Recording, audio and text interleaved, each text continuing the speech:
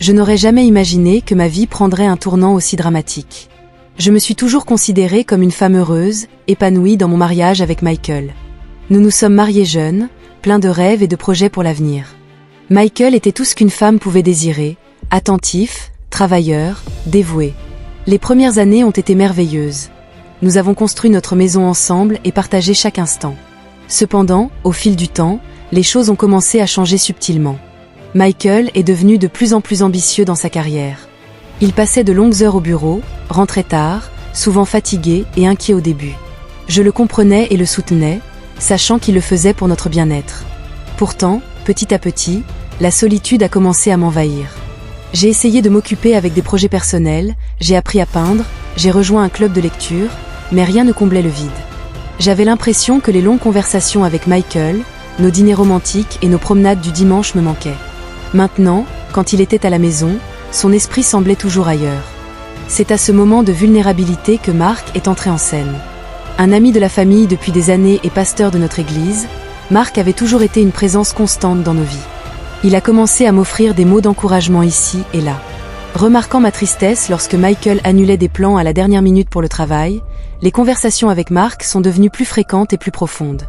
J'ai trouvé en lui une oreille attentive, quelqu'un qui semblait vraiment intéressé par mes pensées et mes sentiments, sans que je m'en rende compte. J'ai commencé à désirer nos rencontres, ces conversations qui m'ont fait me sentir à nouveau vivante. Un soir, Marc m'a invitée à une promenade. Je savais que ce n'était pas approprié, mais j'ai accepté. Sous les étoiles, nos mots coulaient avec une intimité qui m'effrayait et m'excitait à parts égales. Puis, c'est arrivé. Un baiser, un simple baiser qui allait tout changer. À partir de ce moment-là, ma vie est devenue des montagnes russes émotionnelles. La culpabilité me rongeait de l'intérieur, mais l'excitation de me sentir désirée et comprise était plus forte. Marc et moi avons commencé à nous voir en secret, toujours sous prétexte d'activités d'église ou de projets communautaires. Chaque rencontre était un mélange d'extase et de remords. Je me sentais vivante quand j'étais avec Marc, mais l'image de Michael travaillant dur pour notre avenir me tourmentait. J'ai essayé de mettre fin à la relation plusieurs fois, mais Marc insistait sur le fait que ce que nous avions était spécial et valait la peine de se battre. Ma vie est devenue une double existence. D'un côté, la femme fidèle et dévouée que Michael croyait avoir, de l'autre, la femme passionnée qui s'est perdue dans les bras de Marc. Je savais que je jouais avec le feu, mais je ne pouvais pas m'en empêcher. Puis est venue la nuit qui a tout changé. Michael est rentré tôt à la maison sans prévenir et a trouvé Marc et moi dans une situation qui ne laissait aucune place au doute. Le regard de douleur et de trahison dans les yeux de Michael est quelque chose que je n'oublierai jamais. Sans dire un mot, il s'est retourné et est parti, me laissant dans un état de choc et de désespoir. Les conséquences ont été immédiates et dévastatrices. Michael a déménagé cette même nuit, incapable d'être sous le même toit que moi. La nouvelle s'est répandue comme une traînée de poudre dans notre petite communauté. Du jour au lendemain, je suis passée d'un membre d'église respecté à être pointé du doigt et jugé par tout le monde. Marc a également subi les conséquences. Sa position de pasteur a été sérieusement compromise. La congrégation était divisée. Certains ont appelé à sa démission immédiate, d'autres ont plaidé pour le pardon chrétien, mais le mal était fait. Je me suis retrouvée seule face au poids de mes actes. La culpabilité était écrasante.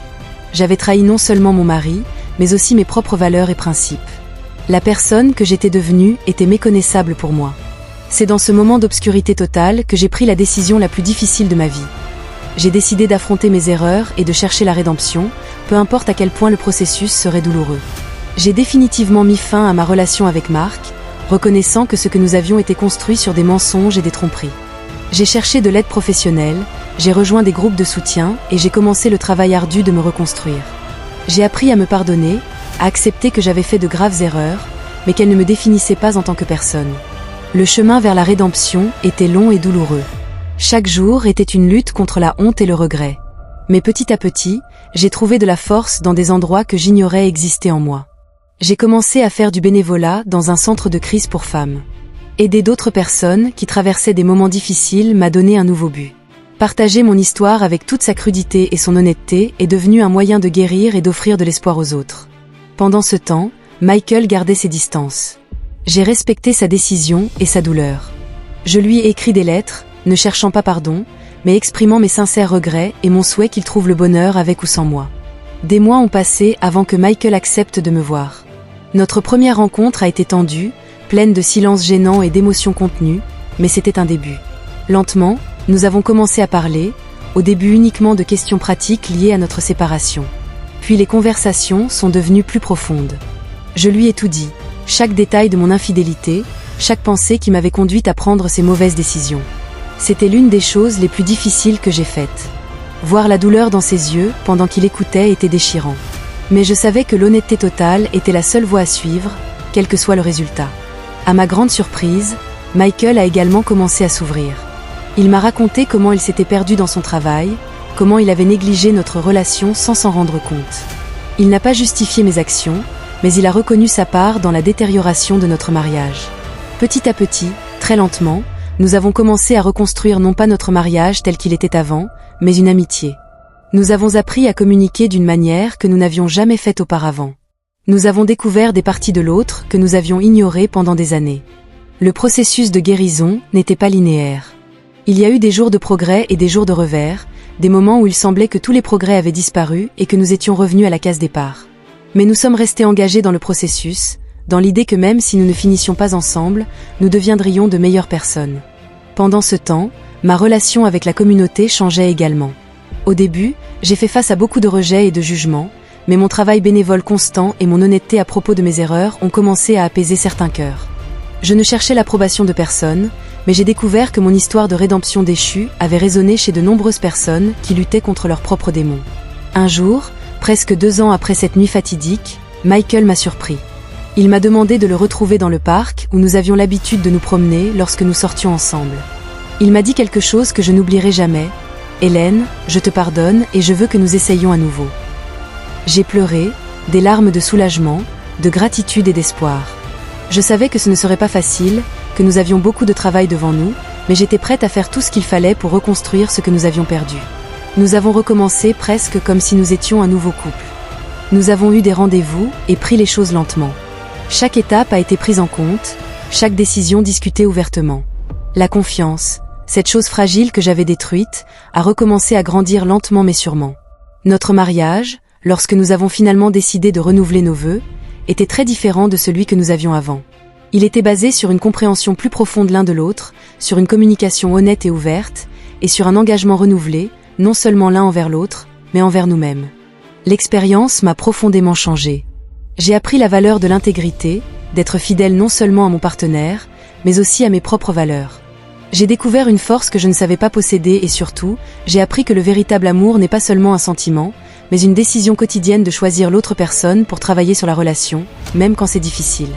Ma relation avec Marc appartient désormais au passé. Il a également traversé son propre processus de rédemption, quittant finalement son poste dans l'église et cherchant un nouveau chemin. Bien que le pardon ait été difficile, avec le temps, Michael et moi avons pu atteindre un lieu de paix concernant ce qui s'était passé. Aujourd'hui, des années après cette crise, je regarde en arrière et je reconnais à peine la femme que j'étais. La route a été longue et parfois douloureuse, mais chaque pas en valait la peine. Michael et moi avons un mariage plus fort que nous n'aurions jamais imaginé possible. La confiance, ce précieux joyau que j'ai brisé en 1000 morceaux, brille maintenant plus fort que jamais. J'ai appris qu'il n'y a pas d'erreurs impardonnables lorsqu'il y a une vraie repentance et un désir sincère de changer. Que le pardon, donné et reçu, a un pouvoir transformateur qui va au-delà de ce que nous pouvons imaginer. Mon histoire est devenue un témoignage d'espoir pour les autres à travers des conférences à l'église et dans des groupes de soutien. Je partage mon expérience non pas pour justifier mes actions passées, mais pour montrer qu'il y a toujours un chemin vers la rédemption si nous sommes prêts à faire le travail acharné que cela exige. Michael et moi avons renouvelé notre engagement, non seulement l'un envers l'autre, mais envers notre communauté. Nous travaillons ensemble sur des projets caritatifs, offrons des conseils aux jeunes couples et nous efforçons d'être un exemple vivant que l'amour peut surmonter même les obstacles les plus difficiles. Chaque matin, quand je me réveille à côté de Michael, je ressens une profonde gratitude pour son pardon, pour son amour, pour la seconde chance qu'il m'a donnée. Mais je suis aussi reconnaissante pour le chemin difficile que j'ai parcouru, car à travers mes erreurs et ma lutte pour la rédemption, j'ai découvert une version plus forte et plus authentique de moi-même. Notre histoire n'est pas parfaite. Nous avons encore des jours difficiles, des moments où les fantômes du passé menacent de refaire surface. Mais maintenant, nous avons les outils et la détermination pour les affronter ensemble. Nous avons appris que l'amour n'est pas seulement un sentiment, mais un choix quotidien, un choix de pardonner, de faire confiance et de grandir ensemble. Parfois, quand nous sommes assis sur le porche de notre maison à regarder le coucher du soleil, Michael prend ma main et me regarde avec des yeux qui reflètent maintenant non seulement l'amour, mais aussi une profonde compréhension. Dans ces moments, je sens que tout ce que nous avons traversé, malgré la douleur et la lutte, en valait la peine. Notre histoire est un rappel constant que le véritable amour peut survivre aux tempêtes les plus fortes si nous sommes prêts à nous battre pour elle. Que la rédemption est possible même après les erreurs les plus graves et que parfois, c'est dans nos moments les plus sombres que nous trouvons la lumière la plus brillante. Aujourd'hui, je regarde vers l'avenir avec espoir et gratitude. Je ne prends rien pour acquis. Chaque jour est une opportunité de démontrer mon amour, mon engagement et ma gratitude pour être la meilleure version de moi-même, non seulement pour Michael, mais pour tous ceux qui m'entourent. Mon message à ceux qui traversent des moments difficiles dans leur relation est simple. Ne perdez pas espoir. La route peut être longue et douloureuse, mais s'il y a le véritable amour et la volonté de changer, de grandir et de pardonner, alors tout est possible. Notre histoire ne s'est pas terminée par une trahison. Ce n'était que le début d'un nouveau chapitre plein de croissance, de pardon et d'un amour plus profond que nous n'aurions jamais imaginé possible. Et pour cela, je suis éternellement reconnaissante. Alors que j'écris ces mots, Michael est dans la cuisine en train de préparer le dîner. L'arôme de son célèbre ragoût remplit la maison, se mêlant au son de son rire alors qu'il chante faux une vieille chanson. Ce sont ces simples moments du quotidien où je ressens le véritable miracle de notre histoire. Nous avons appris à valoriser chaque moment ensemble, à ne pas prendre même les plus petites choses pour acquises. Nos conversations sont plus profondes, nos rires plus authentiques, notre amour plus mature et résilient. Parfois, quand nous sommes à l'église ou à un événement communautaire, j'attrape des regards de personnes qui connaissent notre histoire. Je ne vois plus de jugement dans leurs yeux, mais du respect et souvent une étincelle d'espoir. Notre histoire est devenue un phare pour les autres, un rappel que l'amour et le pardon peuvent surmonter même les plus grands défis. Michael et moi avons commencé à offrir des conseils aux jeunes couples de notre communauté. Nous partageons ouvertement notre expérience, les leçons que nous avons apprises, les erreurs que nous avons faites et comment nous les avons surmontées. C'est gratifiant de voir comment notre histoire peut aider les autres à surmonter leurs propres difficultés. À chaque anniversaire, nous renouvelons nos vœux lors d'une cérémonie intime. Ce ne sont plus les mêmes promesses naïves que nous avons faites en tant que jeunes. Maintenant, elles sont forgées dans le feu de l'adversité, tempérées par le pardon et renforcées par un amour qui a été testé et a prévalu. En regardant en arrière, je vois que chaque étape de ce voyage difficile était nécessaire. Chaque larme versée, chaque nuit blanche, chaque conversation douloureuse menée nous ont conduits là où nous en sommes aujourd'hui. Un lieu d'amour profond, de respect mutuel et une connexion qui va au-delà de ce que nous pensions possible. Il y a des jours où je suis encore surprise de penser à tout ce que nous avons surmonté. Je me souviens d'un après-midi récent où Michael et moi trions de vieilles photos. Nous en avons trouvé une de notre mariage, où nous étions si jeunes, pleins d'espoir et rétrospectivement, si naïfs quant à ce que l'amour et l'engagement signifient vraiment. Michael a pris la photo dans ses mains et l'a regardée longuement. Puis, avec un doux sourire, il m'a dit « Tu sais, Hélène, malgré tout, je ne changerai rien à notre parcours, car c'est ce qui nous a amenés ici, à ce moment, à cet amour que nous avons maintenant. » Ces mots m'ont profondément touchée, car je ressentais la même chose. Malgré la douleur et les erreurs, chaque étape nous a conduit à une compréhension plus profonde de l'amour, du pardon et de nous-mêmes. Notre relation repose désormais sur une honnêteté radicale. Il n'y a pas de secret entre nous, pas de sujet tabou. Nous avons appris à communiquer d'une manière que nous n'avions jamais connue auparavant. Nous partageons nos peurs, nos insécurités et nos rêves les plus profonds. Dans cette vulnérabilité, nous avons trouvé une force incroyable. Le pardon que j'ai découvert n'est pas un acte unique, mais un processus continu. Il y a des jours où les souvenirs du passé menacent d'éclipser notre présent, mais nous avons appris à les affronter ensemble, à parler ouvertement de nos sentiments et à réaffirmer notre engagement l'un envers l'autre. L'une des leçons les plus précieuses que j'ai apprises est l'importance de l'amour de soi. Pendant longtemps, après mon infidélité, je me suis punie durement, me considérant indigne d'amour, de pardon et d'une seconde chance. Mais grâce à la thérapie et à beaucoup d'introspection, j'ai compris que pour aimer quelqu'un vraiment, je devais d'abord apprendre à m'aimer et à me pardonner. Ce voyage de découverte de soi et de croissance personnelle a eu un impact profond sur tous les aspects de ma vie. Ma relation avec mes amis, ma famille et même mon travail.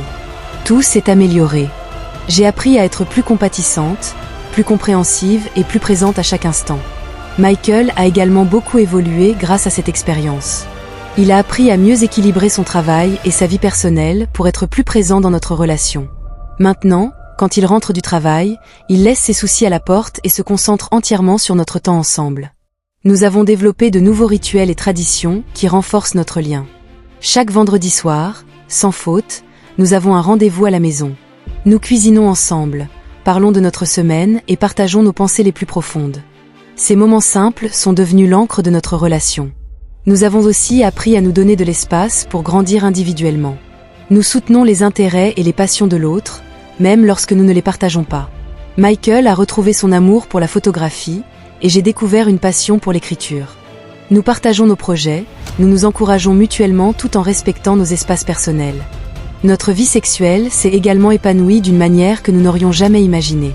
L'honnêteté et la confiance que nous avons cultivées se sont traduites par une intimité plus profonde et plus satisfaisante. Nous avons appris à communiquer ouvertement nos désirs et nos besoins, sans honte ni jugement. Parfois, la nuit, simplement enlacée en silence, je me sens submergée de gratitude. J'ai eu la force de pardonner et l'opportunité de reconstruire quelque chose de beau à partir des cendres de nos erreurs. La vie que nous avons créée ensemble a inspiré d'autres personnes dans notre communauté. Nous avons été invités à partager notre expérience lors de retraites de couple et de séminaires relationnels. Au début, je me sentais mal à l'aise. Qui étais-je pour donner des conseils relationnels après ce que j'avais fait ? Mais avec le temps, j'ai réalisé que notre histoire de rédemption et d'amour renouvelé pouvait offrir de l'espoir à d'autres en difficulté. Un jeune couple nous a approchés après l'un de ces événements. La femme, les larmes aux yeux, nous a remerciés pour notre honnêteté. Elle nous a dit qu'ils étaient au bord du divorce, mais que notre histoire leur avait donné l'espoir d'essayer à nouveau. Des moments comme celui-là me font sentir que toute la douleur que nous avons traversée n'était pas vaine, que d'une certaine manière, notre expérience peut aider les autres à trouver leur chemin. Alors que Michael et moi vieillissons ensemble, notre relation continue d'évoluer chaque jour. Nous découvrons de nouvelles facettes l'un de l'autre, de nouvelles raisons de nous aimer. Nous avons appris à rire de nos erreurs, à célébrer nos réussites, aussi petites soient-elles, et à affronter ensemble les défis que la vie nous présente. Récemment, nous avons fait face à une épreuve difficile lorsque Michael a perdu son emploi en raison de réductions budgétaires dans son entreprise. Ce fut un coup dur, surtout compte tenu de l'importance que sa carrière avait pour lui. Mais cette fois, au lieu de nous éloigner, nous nous sommes encore plus rapprochés. Nous avons travaillé ensemble pour ajuster notre budget, explorer de nouvelles opportunités et nous nous sommes soutenus mutuellement dans les moments de doute et de peur. Pendant cette période difficile, je me suis remémoré le chemin parcouru. Une crise comme celle-ci aurait pu créer un fossé entre nous, mais maintenant, grâce à notre communication améliorée et à notre engagement indéfectible, nous l'avons affronté en tant qu'équipe unie. Michael a trouvé un nouvel emploi après quelques mois, un qui lui permet de passer plus de temps à la maison. Cette expérience nous a appris à valoriser encore plus notre temps ensemble et à ne pas prendre la stabilité de nos vies pour acquise. Alors que nous approchons de notre 25e anniversaire, je réfléchis au voyage que nous avons parcouru depuis ces premiers jours d'amour jeune et naïf, à travers les moments sombres de trahison et de douleur, pour arriver à ce lieu d'amour mature et profond. Chaque étape a été une expérience d'apprentissage, chaque défi une opportunité de grandir. Nous prévoyons de renouveler nos vœux lors d'une cérémonie intime, entourée uniquement de nos amis les plus proches et de notre famille. Cette fois, nos promesses auront un poids différent, chargé de la sagesse que seule l'expérience peut donner, sachant que le véritable amour exige un travail acharné, le pardon et un engagement indéfectible. Alors que j'écris ces mots, je regarde par la fenêtre de notre bureau et je vois Michael dans le jardin, en train de travailler sur son nouveau passe-temps de jardinage. La façon dont il prend soin de chaque plante avec patience et attention me rappelle comment il a nourri notre amour au fil des années. Je le rejoins en lui offrant un verre de limonade, et nous partageons un moment de silence en admirant ensemble le fruit de notre travail. Notre histoire n'est pas parfaite. Nous avons encore des désaccords et faisons encore des erreurs. Mais nous avons appris à naviguer dans ces eaux ensemble, avec amour, respect et une profonde compréhension l'un de l'autre. Parfois, quand je regarde en arrière, je reconnais à peine la femme que j'étais, celle qui était si perdue et désespérée d'attention qu'elle a trahi la chose la plus précieuse qu'elle avait. Mais je ne la juge pas. Je la comprends et je suis reconnaissante pour le voyage qui m'a amenée ici. Si je pouvais parler à mon jeune moi, je lui dirais que le véritable amour n'est pas un conte de fées. Ce n'est ni parfait ni facile, c'est un travail difficile. C'est choisir l'autre personne chaque jour, même les jours difficiles, surtout les jours difficiles. Je lui dirais que le bonheur ne se trouve pas dans la perfection, mais dans l'authenticité, en étant fidèle à soi-même et à son partenaire. Notre histoire est devenue un témoignage de la force de l'amour et du pardon. Je ne minimise pas la douleur que j'ai causée, ni ne glorifie l'infidélité, mais je crois fermement que notre expérience peut offrir de l'espoir à d'autres qui luttent dans leur relation. À ceux qui traversent des moments difficiles, je dirais, n'abandonnez pas. S'il y a de l'amour et la volonté des deux parties de faire le nécessaire, alors il y a de l'espoir. Le pardon est possible, vivre est possible, et parfois, de l'autre côté de la douleur, on peut trouver un amour plus fort et plus profond que ce qu'on aurait pu imaginer. Michael et moi ne sommes pas parfaits, notre relation n'est pas parfaite, mais elle est réelle, honnête et remplie d'un amour qui a été testé et renforcé par le feu de l'adversité. Alors que je regarde vers l'avenir, je ressens un mélange d'excitation et de paix. Excitation pour les nouveaux chapitres qui restent à écrire dans notre histoire, et paix parce que je sais que quoi qu'il arrive, nous l'affronterons ensemble. Notre histoire est un rappel constant que l'amour, le véritable amour, peut surmonter même les obstacles les plus difficiles, que le pardon a un pouvoir transformateur qui va au-delà de ce que nous pouvons imaginer, et que parfois, c'est dans nos moments les plus sombres que nous trouvons notre lumière la plus brillante. Alors que le soleil se couche à l'horizon, Michael m'appelle du jardin. Il est temps pour notre promenade du soir, un autre de nos petits rituels quotidiens. Je prends sa main, sentant la chaleur familière de sa peau contre la mienne. Nous échangeons un regard, un de ces regards qui en disent plus que 1000 mots, et à ce moment-là, je sais avec certitude que tout ce que nous avons traversé, toute la douleur et les luttes, en valait la peine, car nous sommes là. Nous nous aimons plus profondément que nous ne l'aurions jamais cru possible. Notre histoire continue, et je suis reconnaissante pour chaque chapitre, même les plus difficiles, car chacun nous a conduits ici, à ce moment, à cet amour. Ainsi, nous marchons ensemble vers le coucher du soleil, vers notre avenir, main dans la main, de cœur à cœur. Notre histoire d'amour, de trahison et de rédemption n'est pas terminée. En fait, je sens qu'à bien des égards, elle ne fait que commencer, et j'ai hâte de voir ce que le prochain chapitre nous réserve.